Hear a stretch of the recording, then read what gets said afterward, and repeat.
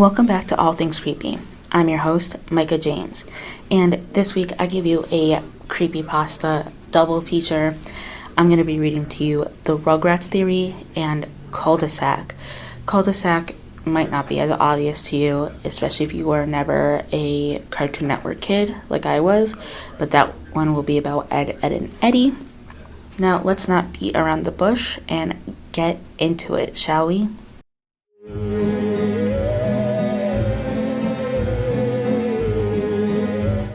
The Rugrats Theory. The Rugrats really were a figment of Angelica's demonic and unimaginable imagination. Chucky died in 1986 along with his mother. That's why Chaz is a nervous wreck all the time.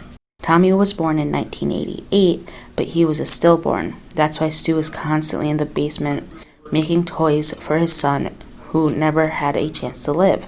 The DeVilles had an abortion in 1990. Angelica couldn't figure out whether it would be a boy or a girl, thus creating the twins. As for all grown up, the teenage Angelica became addicted to various narcotics, which further aggravated her schizophrenia, bringing her back to her childhood and thus her creations she obsessed over. Because of the time lapse between the present and the last time she interacted with her creations, she made them older.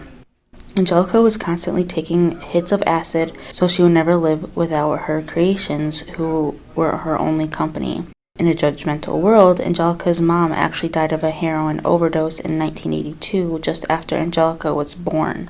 And Drew, in his depression, married a gold-digging whore that Angelica idolized because she fooled herself into thinking it was her real mom, but always had a concept of her mom, Cynthia, and took a Barbie doll and made it after her mom's image, wearing an unwashed orange dress and having jacked up hair, which is why she was so attached to it. Later in life, she followed her mom's footsteps with drugs and everything, dying of an overdose at age 13 when All Grown Up was canceled. The only Rugrat not to be fictional, however, was unborn Tommy's brother, Dill.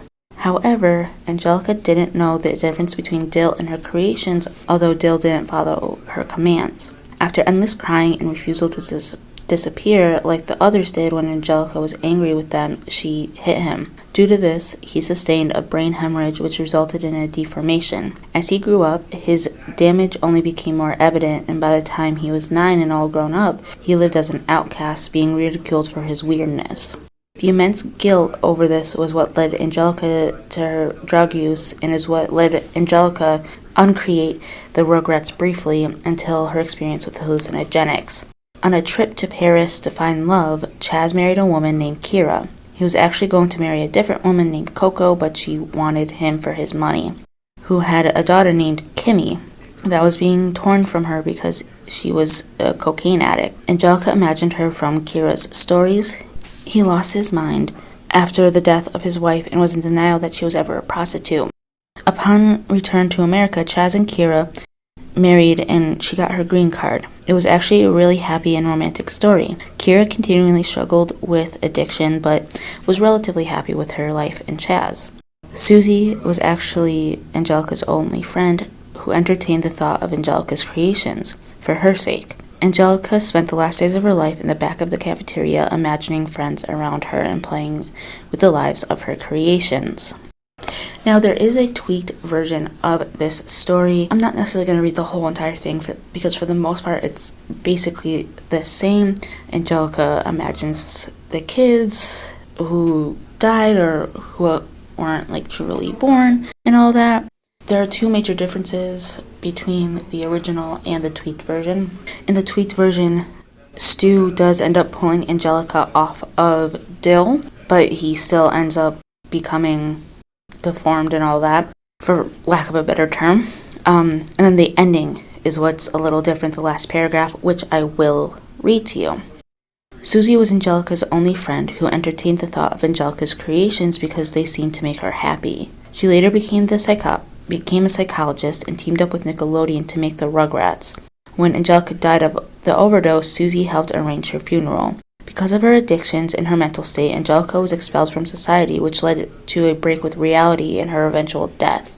She spent the last days of her life in the back of the school cafeteria, imagining friends around her and playing with the lives of her creations.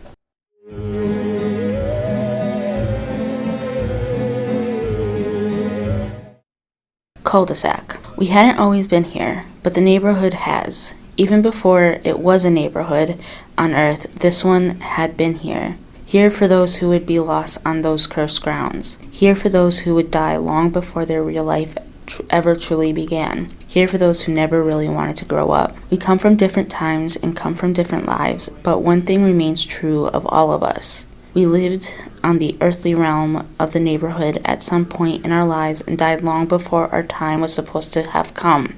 We don't remember much of our lives in the cul-de-sac since the last member of our group joined us, and certainly we won't remember now when the next spirit comes.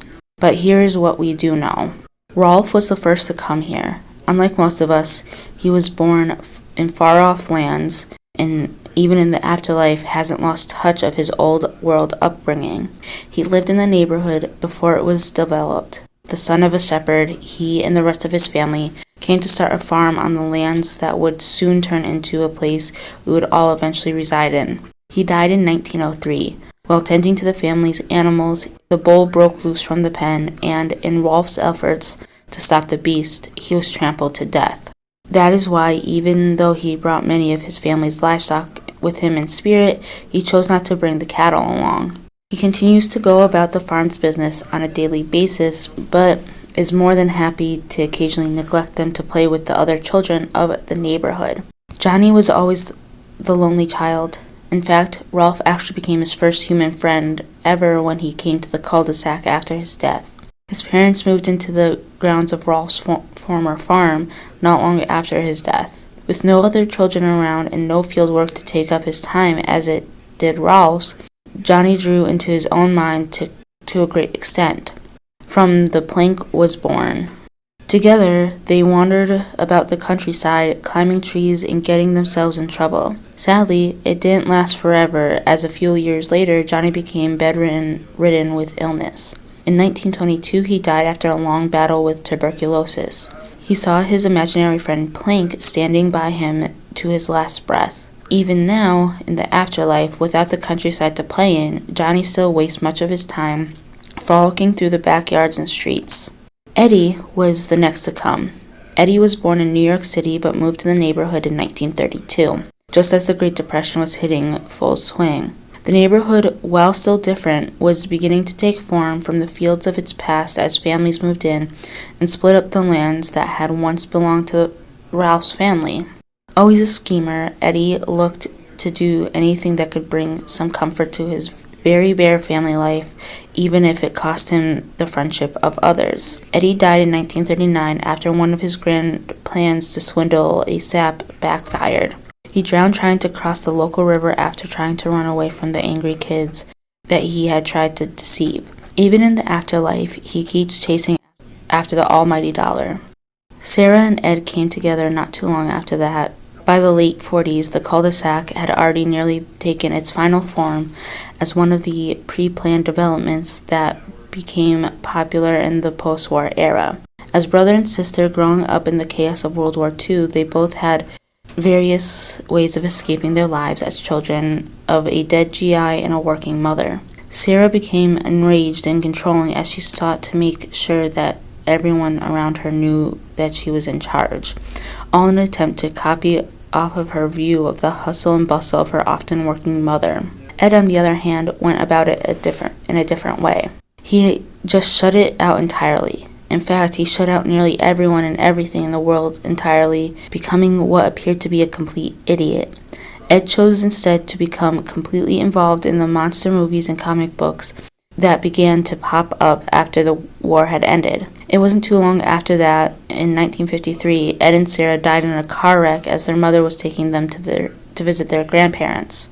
Naz came a time after the brother and sister. Naz was a flower child, born to a pair of hippies during the establishment in the late 60s. She was a naturally beautiful girl that had always had a way with boys and men alike. She lived a life on a whim and would often go about flirting and playing without any intentions.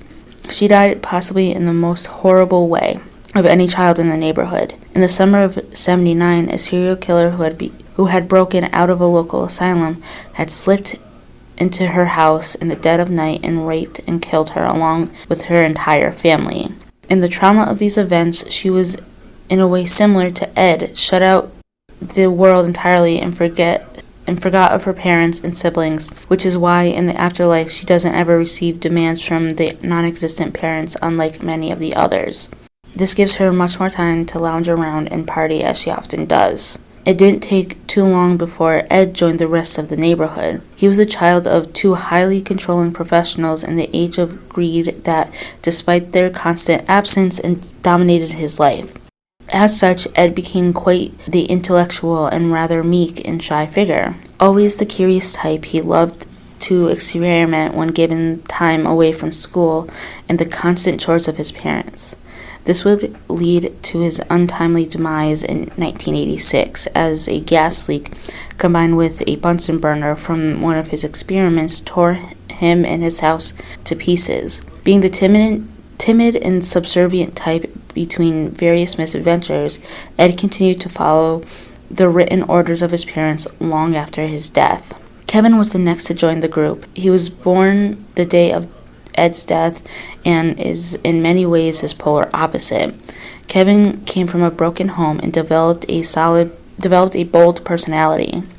In life, he was cynical and angry and took it out on many of the other children. His abusive father would rarely pay him any attention in life and would end up bringing about the end of it. In a drunken rage, his father beat him after Kevin attempted to stand up to him. He died on the way to the hospital in the winter of 1999. His father spent the rest of his life in prison. In the afterlife, Kevin changed his perception to the opposite of what his life really was, with the distant father who would shower him with gifts. However, he continued to maintain his bullying even in death. Jimmy was the last to come to the cul-de-sac. He died in 2000, not long after moving to the house that Kevin's father had once lived in. He had had leukemia since he was barely old enough to walk. As such, he was always a very sickly child, and due to this was overprotective parents, he never really got to be around other children. He lived his days in a small bedroom, completely neglected by the outside world. Jimmy lingered for quite some time in a state of near death, but in the end finally caved into the suffering of his lifelong illness. The Kinker sisters were different from other denizens of the cul-de-sac. They were never of the earthly plane of existence. Instead, they were children of demons, not too dissimilar from the succubi of human lore. They seemed to possess abilities impossible by the standards of the others, such as the ability to appear nearly anywhere instantly. They were sent from hell to torment the already tortured souls of the neighborhood. Surprisingly, they are attracted to the Eds for unknown reasons, although it is speculated that they are the weakest-willed members of the neighborhood and are seen as easy targets by them. Despite that, they are universally loathed and often feared by everyone, including the Eds.